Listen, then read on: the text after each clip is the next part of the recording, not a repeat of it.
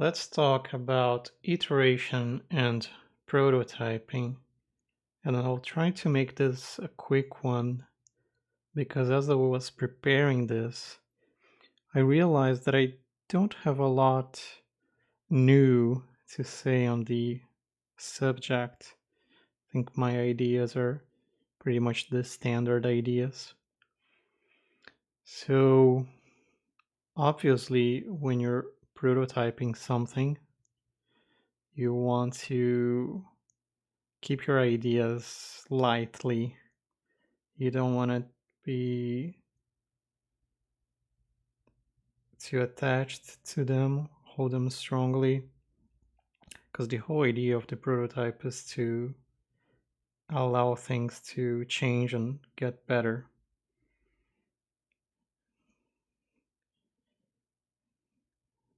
And one thing that I believe is important is to write down your ideas as you go, or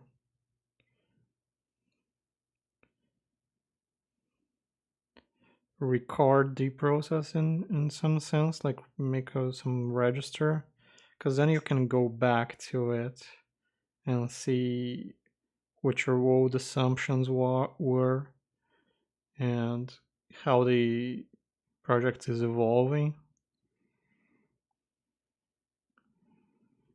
And one advantage of having a record of your ideas is that sometimes you go back to an idea that you had and you figure out a new use for it. So an old idea can become a new idea if you look at it a few days later. I think that's kind of like a cheat you can use.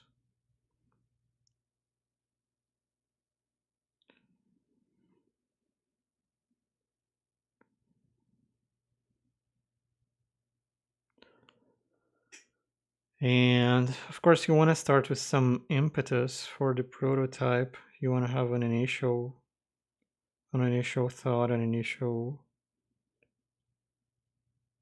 thing, an idea, and you want to keep that.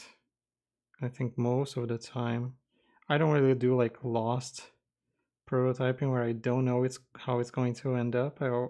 Usually have some experience in mind. I'm prototyping this experience, that experience, and that is my north. That is how I'm going to evaluate things. And you want to get to a core where you can say, oh, yeah, this core represents that thing that I'm going for.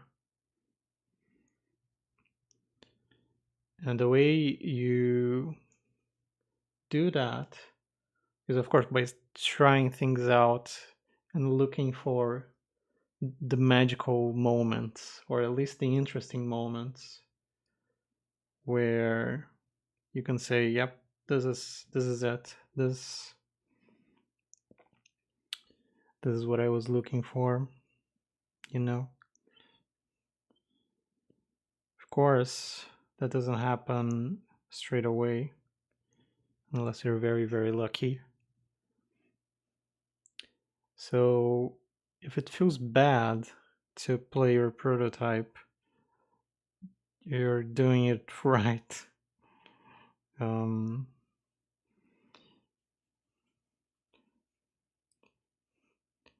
I think a lot of the game design process is enduring the badness. Unfortunately, we experience the badness so that the players don't have to. So yeah, you gotta taste the food as you're making food. You gotta see if it's too salty, if it needs more this, more that.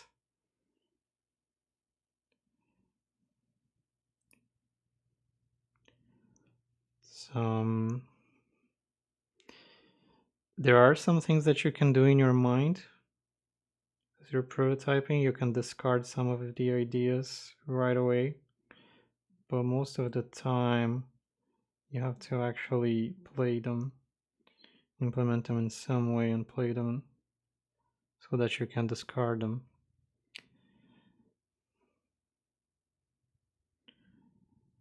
The next thing here, you want to get rid of the bad, obviously, and you want to make the good gooder.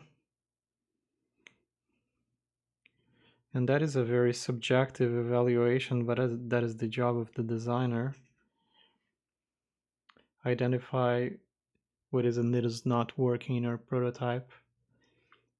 Get rid of what's not working, or make it very small. If it is an important part of the whole functioning, you're going to make it as small and tight as possible. And if it's good, then you really want to explore that.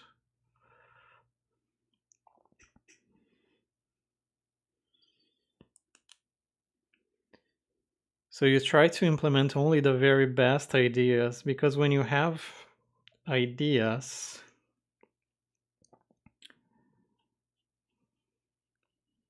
the ideas are a dime a dozen, like people say. So you can really ignore most of them, and you're still gonna have a bunch more.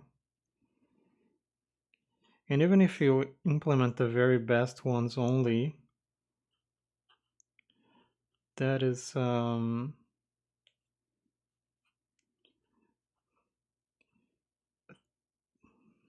you're still going to have to get rid of a lot of them, because even the best ones, they seem like the very best and amazing when you're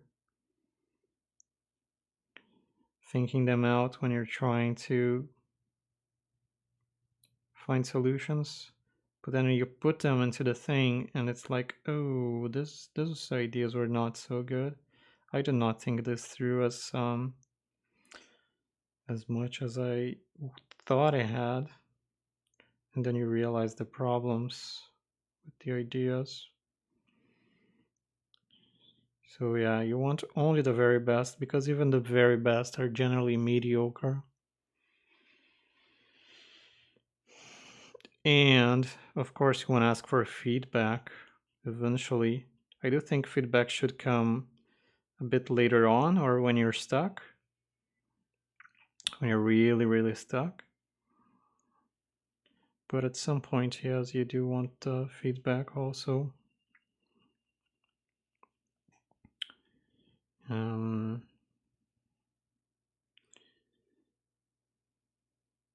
I think that's all I had. Let's look at the watercolor. Hey, we kept us under 10 minutes. That's a good job.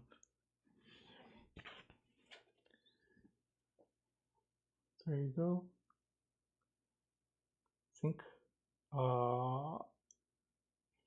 here, I don't know. It's hard to get it exactly at the right angle. Yeah, take some iteration there. All right, that's gonna be it. Thank you.